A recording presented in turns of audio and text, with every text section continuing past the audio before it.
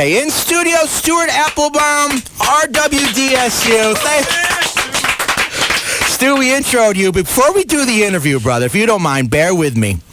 We got some audio that we're going to play of you breaking penal to uphold labor. I love it. Let's go ahead and do it. We are all here together as one, saying to the people of the city, enough is enough. Low-wage workers, car-wash workers have to be treated with dignity and respect. She said, "Puede," she said, "Puede," she said, "Puede," she said, "Puede," she said, "Puede," she said, "Puede," she said, "Puede," she said, "Puede." At this point, Stuart, you got arrested. Yes. All right. Move the mic. You got arrested at this point. Yes, I did. What are you doing? Who cares about car wash workers? They're expendable. They're like $1 a dozen, right? Why do you, as a union leader, care about people who wash cars? I don't get it. We care about car wash workers because they are workers in the city, and every single worker in the city deserves to be treated with respect. That's what we wanted to hear. They're men and women with families and children, and they go to our schools, and they're in our communities. They have needs just like every other New Yorker, and their needs are not being met. And we, as a city, have to stand up to our responsibilities and make sure that everyone in the city shares in what the city has to offer, and that includes car wash workers. I like to say that justice is indivisible. You cannot be for justice for some and not be for justice for all. That includes airport workers, it includes fast food workers, it includes car wash workers, it includes teachers, it includes building trades members, it includes all of us. The only way we're going to make a difference in the city is if we understand that we're all in this together. Solidarity is what the labor movement is about, and the reason it's what we're about is because it's the only solution for all the inequities we see in the city. No, it seems like a big burden to care about low-wage workers, whether they're at airports or at car washes or even retail. Now, tell us about your union, RWDSU. I have to take a breath before I say it.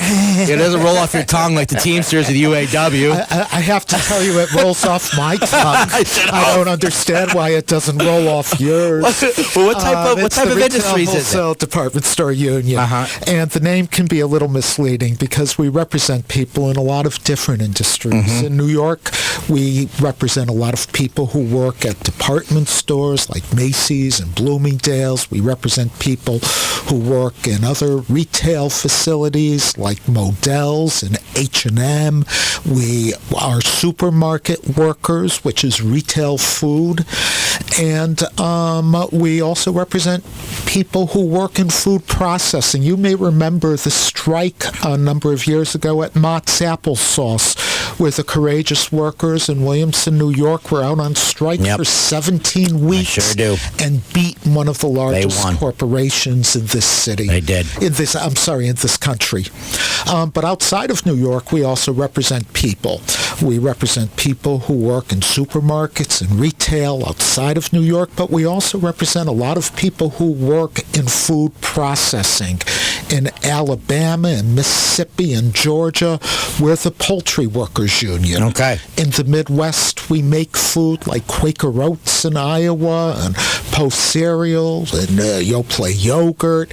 In Michigan, we do a lot of different things. My kids love your products. They're 5-year-old twins, and anytime you have some that cereal, I know it's your guys and gals working on it. I know there's a lot of poultry facilities in Delaware too. I just came back from last week that need a union. I know you guys are working on it now. And we're winning. Yeah, we're winning. We're organizing. Good.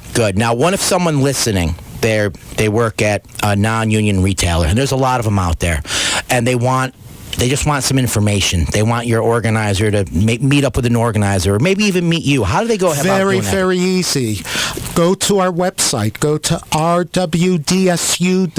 www.rwdsu.org. And you'll be able to reach out to an organizer through the website. And I encourage you to do that if you're a retail worker.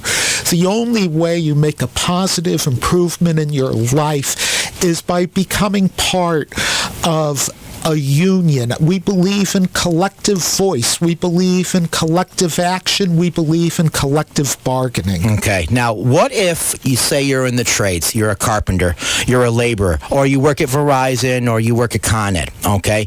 And you're at like a retail store, and you see the conditions that these poor people have to work in.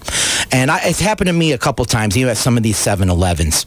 Is it proper for me to walk up to them and say, hey, listen, I know unions. I'm a union guy or gal. You should join one too. Is that an appropriate conversation? I think that's more than appropriate, and I encourage your listeners to talk about why their union is important to them, why it has made a difference in their lives. We need to talk about that. We talk about our favorite sports teams. Yeah. We talk about what's going on in our communities, what's going on in our churches and synagogues. We need to talk about what's going on in our unions. When we win an arbitration, when we win a grievance, when we make a difference, we should be talking about that all the time. When we get a new contract, we should let people know about it. Yeah. And when we go into places where people have not yet become part of the labor movement, we should talk about it too, no matter what it is they do. Great. Now, before we go, you went to Bangladesh. Yes, I did. That must have hurt.